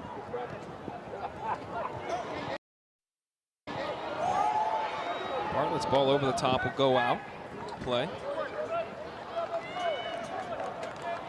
You're watching the ACC on ESPN from Alumni Stadium. Just under 22 minutes, just over 22 minutes to play alongside Devin Kerr. I'm Dallin Cuff. 1-1 in a rematch of last year's College Cup final. Tigers got on the board first through a Antonio Illuminato goal in the 56th minute and equalized just about a minute later by Stevie Dumpy. And then things got really out of hand with Adam Lundegaard, one of the co-captains, center back, gets a straight red card in the 60th minute. So Clemson is down a man on the road with just over 21 minutes to go.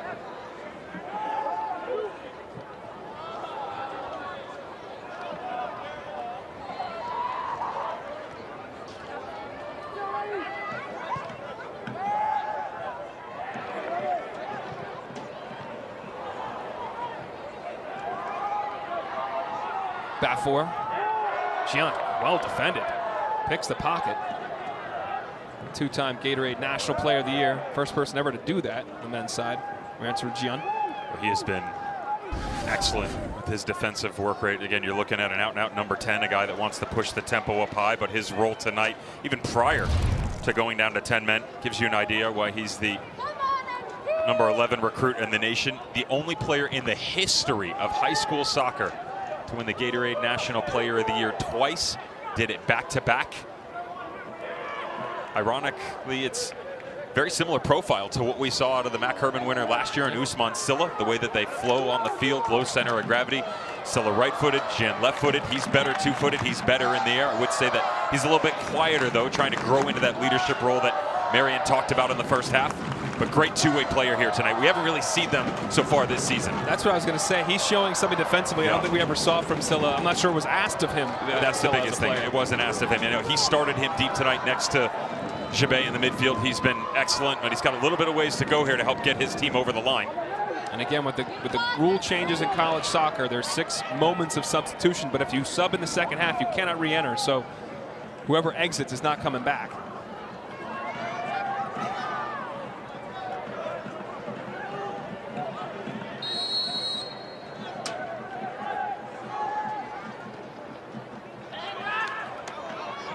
Luminato's able to get it out to Musa, back to Luminato, goal scorer, and his foray forward.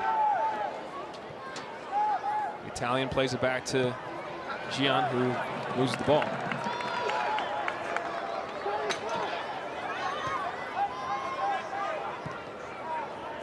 But they almost exclusively playing in a 3, the way that they're allowing Jacob Bartlett to build off that back line. It's something that we've seen over the course of the year, the freedom to bump himself up into the midfield, but with the extra man advantage, really playing as an out-and-out 6, trying to control everything. What he's trying to do is not just get on the ball and maybe clean side to side. He's trying to lure that first line of attack from the Clemson Tigers up, whether it be a Meinhardt or Musa. He wants them to commit so he can play around. Then they have space in the midfield to play through.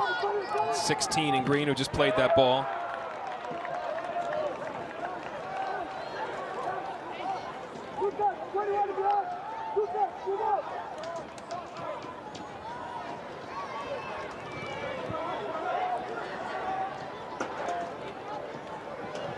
And as we mentioned, that Notre Dame game where, the Sanford game where Notre Dame here on this field at 45 minutes up a man didn't generate a ton of opportunities.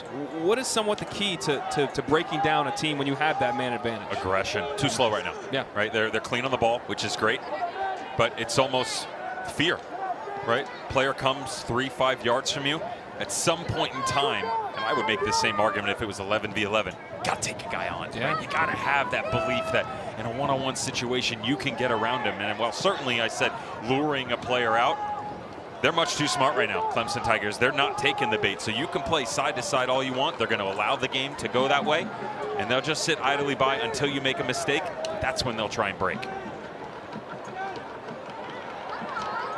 Bono and draws the foul. Bono also a National Gatorade Player of the Year in his own right.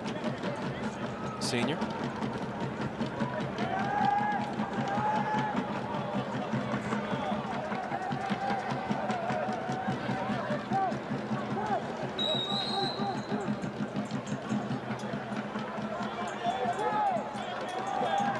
Magnuson to take the free kick, the freshman from Iceland.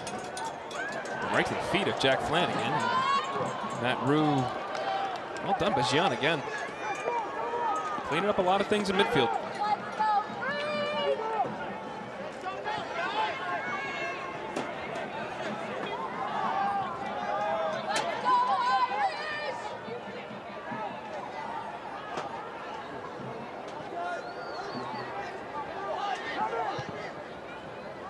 Ball played by Ferguson, looking for Bathfor. Second ball won by Rue. Laid off by Borso, back to Flanagan. Gian there again. Man. Can he start a counter the other way? He gets taken out. Can Musa win the, he was not going to win the race, so David Urbacher is going to pull it back and say it's a professional foul there, a tactical foul, so a yellow card is issued. I talked about the engine for the goal scorer, Stevie Dunphy. Gian picked this ball up on the top of his own 18, applied the tackle. When you get young players who are so lauded with awards at such a young age, high school player of the year, national player of the year, Gatorade, top goal scorer, to get them to buy into the next level of being unselfish, right? Not being the guy necessarily. I'm not saying he's not going to be the guy, but to walk into a group coming off a national title, you need to come and work, young man. I don't think there's any question that he's bought into what Mike Nunan is selling. Very impressive tonight. Obviously, it's never an easy job for coaches in any sport to bring in players that are highly touted and make them work within a system. But Mike Nunan does it just as good as anybody. With all the success they've had now, 2 championships in 3 seasons, so many players in the pros, top draft picks, guys playing overseas. You got to come here, and this is what we do at Clemson if you want to achieve what they achieved. And these players definitely learn under his tutelage and fall in line, if you will. You're there for a reason, obviously, and it's not necessarily a nobody cares, but it is a new script. This is a clean slate of sort where you've done what you need to do to get here. Now show me what you can do again at another level. And now that Wake game is final. 2-1 come from behind win on the road at Syracuse. That is massive for Bobby Moose's crew, who's beat up to say the least, and tough for Ian McIntyre's team.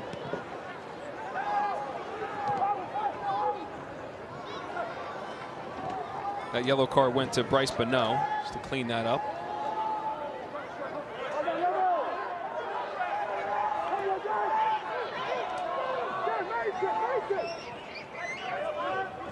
Trying to turn, some contact in the box, no call.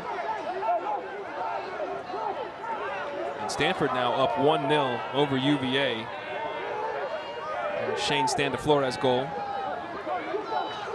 The number 2 team in the nation. They're starting. ACC players been crazy. 3 of the first 4 on the road. They won at Clemson, they won at Notre Dame, and now can they win at UVA as that's thrown in. That long throw, we said, is a weapon, but Ndema claims it. Oh, another player, though, DeFlores from Stanford, similar to a Bryce Bonneau. In the changes in the MLS Super Draft that I really like, it allows these guys to retain their eligibility and come back, continue the growth process. One of the biggest things that we hear about the advancement of the player physically, mentally, is lack of games, lack of competition. Now you have the ability, sophomore, junior, seniors, to be drafted, not just upperclassmen or GA players, but you don't have to leave right away.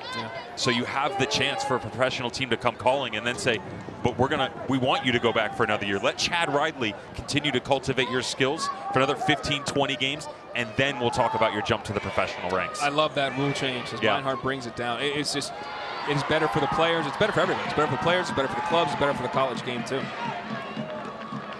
And that rolls out, and Ndema's in no rush to get the ball as we tick under 14 minutes.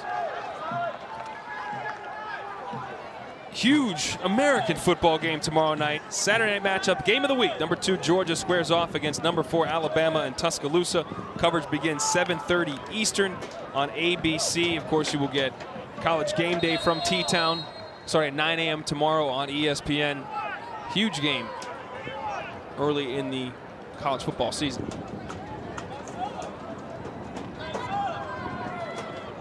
Kirby Smart, though, for those keeping score, 1-5 against Bama.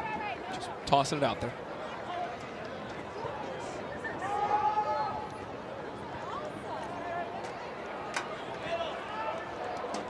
Spicer brings it down, but cleared out right to the feet of Musa. He'll go 1-on-5.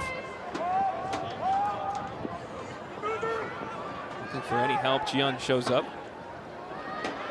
Great tackle. Run by Lewis. Now Gian dispossesses him.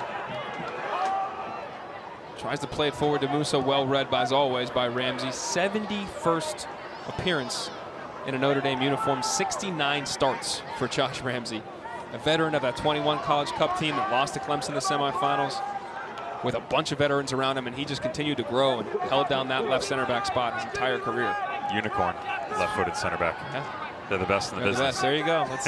No personal thought there, no bias there from the former center back with the left foot. Got to take care of my brother. There you go. I saw him walking into the stadium, and what a year he had last year. And we discussed it in the first half. Josh Ramsey, 18 from Notre Dame. One of the freshmen that made his way into that starting 11 en route to the College Cup. Final 4 teams in the nation. Much cleaner on the ball, very physical, excellent in the air. And what a boisterous leader he's become on that back line for the Fighting Irish. Expect to see him at the next level. Clemson to take the corner.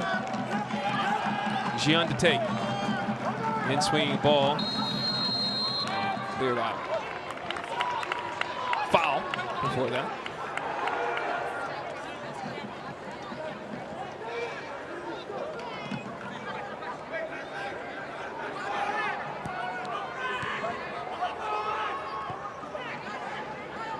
Let me ask you this flip side. We talked about Clemson defending. Is Notre Dame, do you feel pressure at all when you're up a man? They did this with Stanford for 45 minutes and couldn't score. Do you start to feel a little pressure, especially on your home field, to deliver? Yeah, like you're never going to get the breakthrough. Yeah. I would agree with that.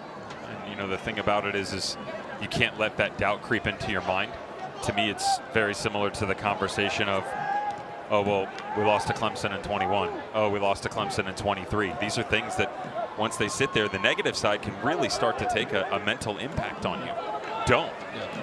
I love these situations. Yeah. Both as a defender who was on the field down to 10. I felt glory in those. Like, look what I can do, right, in this, that I'm able to take on all of this. But as an attacker, you have to carry the same mindset. Let's make these guys work harder. Let's be more physical. Let's be more direct. Let's make them chase the game. Unfortunately, right now, with 10 minutes to go, you just don't really get that feeling, right? Just a little bit of get up and go. Get up and go. And Damon, no rush. About 30 seconds ticked off with that goal kick. Lewis scoops up the second ball.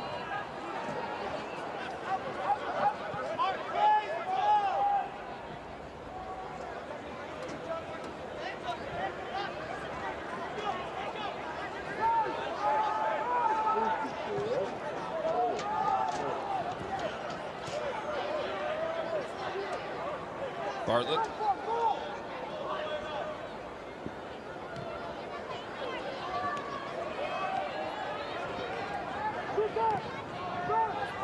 You're doing some gesticulating over here. What are you seeing? I was keeping an eye on Jacob Bartlett, 16 from Notre Dame, after he played that ball. I'm hoping it's just because a little bit of the war of attrition has set in. He reached towards his hamstring, but doesn't seem to be bothering him there. It's a good ball. Played into feed Spicer. He is holding it again. A little bit of a limp around the center circle. Let me ask you this. We talked a lot about Matt Rue in this game. First team All ACC last year. He's coming off back-to-back hat tricks, granted against Chicago State and Detroit. I haven't really called his name much. No. Why has Clemson been so successful? I would say number one, it's the man marking ability by Lucas Magnuson on the back line. We talked about his capability, the high IQ and recognition of moments. So when Rue has checked, he's gone with him, but not unnecessarily. Yeah. You know, he recognizes that if he's going to step, he has to have the proper coverage. Matt Rue hasn't really ventured out of this central location. Now, some of that can be dictated from the coaching staff on the sideline. For a striker that's in form, who hasn't had a lot of touches in the game, who needs that type of confidence to continue his success, I'd be chasing everything right now. I would be dragging this back line all over the place, because eventually they're going to start to go with you. And being down to 10, they're going to mess with their shape, and that's going to allow other space to open up. Even if they can't find you, you've got plenty of speed and quality behind you to give opportunities to your teammates. Meinhard called for a foul, got the crowd a little bit into it, a little extracurriculars. And that fan just made it sound easy. Come on, Irish, put it in the back of the net. Well said, good cheer. We'll see if it can happen in the next 8 minutes and 15 seconds. Spicer charging forward, lays it off. Rue on the turn, back for it.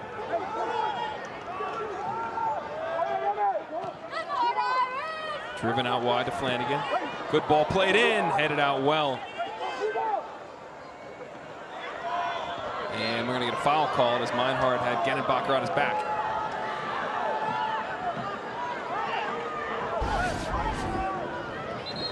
A challenge just before to force Fighting Irish to the outside.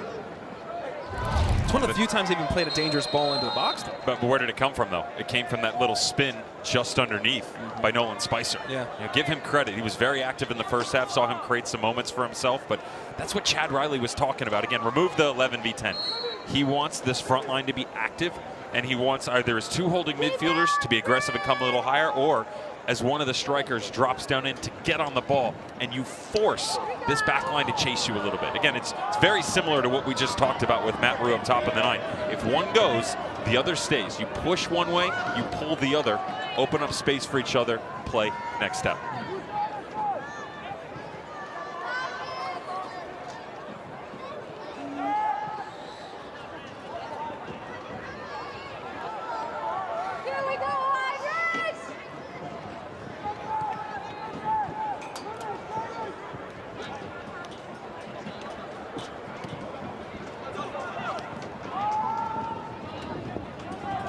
Gervais lays it off to Jian. Give it.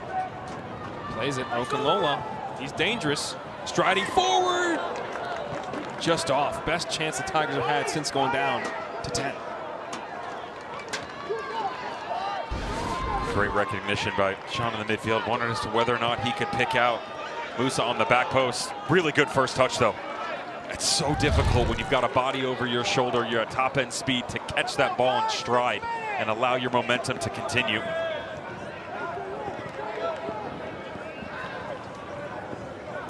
And they're going into the wind, 34 miles an hour. Still hit with pace, though. 34-mile gusts, I should say. 18-mile-an-hour sustained as Flanagan skips around Illuminato, the goal scorer. Flanagan lays it off to Rue. Heavy touch. And he's going to want that one back. And Sandy Titus Jr., great job sliding over to clean it up. The argument was on the back line here for the Clemson Tigers that he was in an offside position, and then there was a foul associated as well. I wonder if that ball went out, actually. Certainly not offside. That was one of the shouts, but did that ball go out on the far side of the field?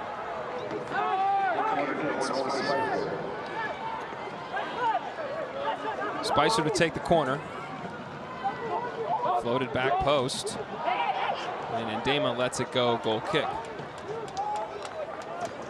And he puts that ball down, lets guys slowly walk upfield. Guys, a couple of quotes I've just been notating as we've been down here post-red card for Mike Nunan and Clemson. It's been pretty succinct. Stay, work. That's talking about stay in the defensive shape, work when they do penetrate. And then for Notre Dame, it's been a bit more often, a bit more frequent in terms of the instructions. Some of them have been decisions, boys. Keep it. Get around the outside, as we saw in that last play. And then just the encouragement, Devin, to your point about pressure. Flicks it on to Rue. Can he make amends? 1-on-3, deflects, and yes, he does! His 8th goal of the campaign! And their talisman, did he give them all 3 points? Celebrate the corner with that man!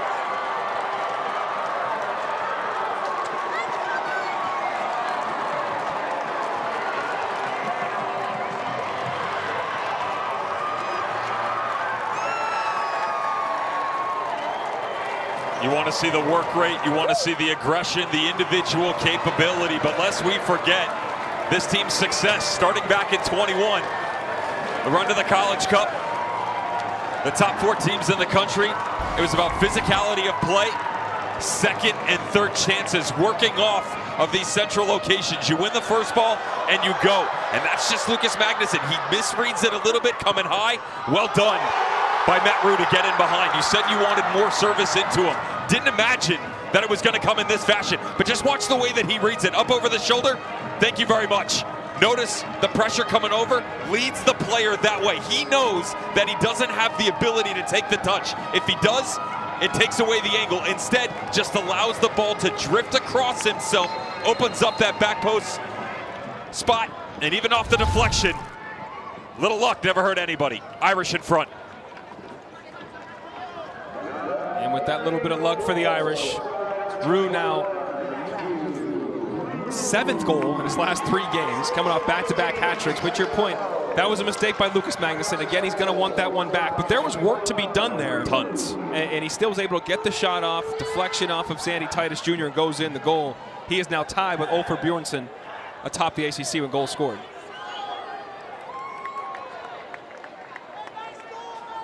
Now Blake Kelly's happy to take his time now.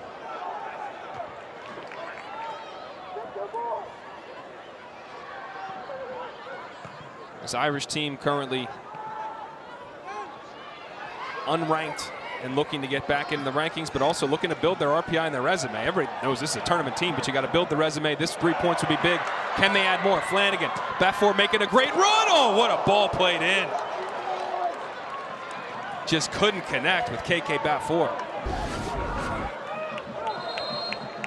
Again, just speed, the intent out on the flanks. Very active for Jack Flanagan. Moments prior to the goal, Nolan Spicer. Substitution.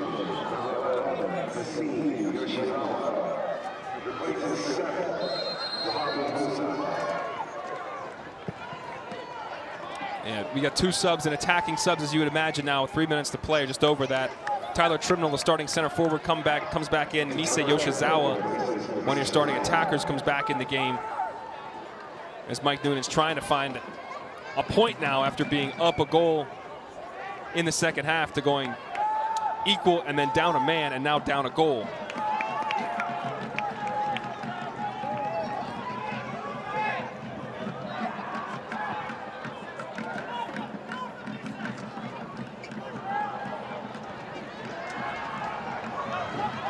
Bafor.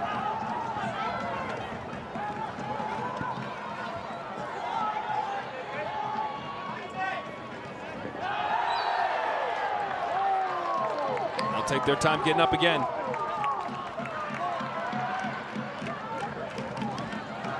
And all the action was in the second half. Antonio Illuminato, great header. Blake Kelly couldn't keep it out. Got the road team, on the board first. Stevie Dumpy equalizes. Lundergaard a minute later, a straight red that was undoubtedly a red card, 2-footed challenge. And then Matt Rue scores to give them the game winner, potentially if they can hold on for the final 2:06. And just for frame of reference, that Matt Rue goal says he's tied for first in the ACC. He's tied for third in the nation. There you go. 8 goals for Matt Rue. 7 in the past 3 games. Informed striker now. You'll talk about get-right games in different sports. Well, Chicago State was the get-right game, 1 hat trick, and Detroit, he doubled down with another hat trick. Only other guy in the nation to do that, Alec Hughes from UMass, has 2 hat tricks this year. First time in an Irish uniform since Kevin Lovejoy did that in 1979. 90 seconds to play. Can Clemson find a way to get a point here?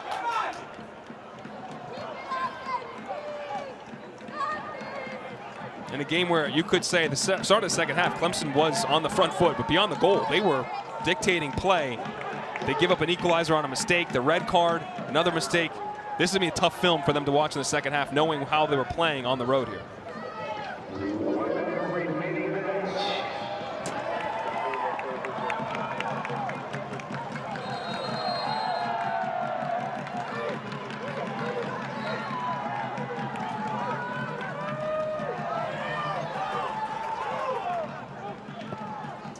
And Damon to play it long. We're under 50 seconds left.